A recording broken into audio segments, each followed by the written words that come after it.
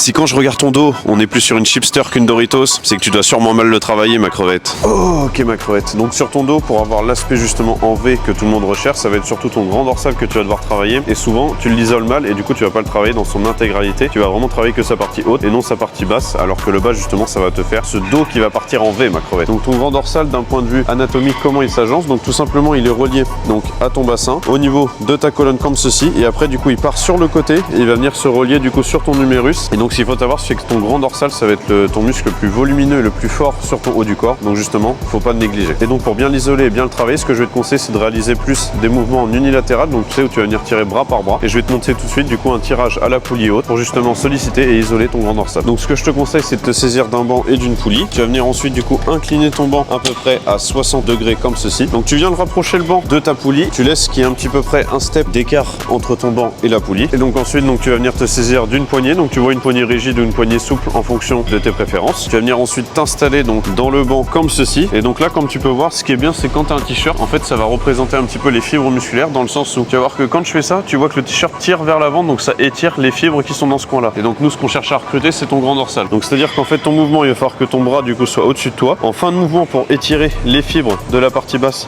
on vient chercher en fait à incliner le côté qu'on travaille pas pour que tu vois ici, ça soit étiré. Là, je sens mon grand dorsal qui est étiré au niveau de son insertion. Et ensuite, quand tu viens tirer, du coup, tu vas venir rapprocher comme ceci. Et pour le contracter, t'hésites pas à engager un petit peu tes abdos et essayer de toucher en fait ton bassin avec ton coude, tu vois. Et comme je t'ai dit, il est rattaché du coup sur ton numérus sur la face avant. Donc plutôt que de tirer en face ici, tu vas venir essayer de tourner pour justement étirer ton tendon qui est rattaché ici. Comme ça, tu viens tirer et là, c'est en phase d'étirement maximum que tu vas pouvoir le travailler. Donc concrètement, comment ça se passe? On étire et on vient tirer comme ceci. Et une fois que tu as fait pour ton côté droit, tu fais pareil pour ton côté gauche. Donc je te préviens, ma crevette, si tu as encore un retard grand dorsal, c'est surtout une mandale que tu vas te manger.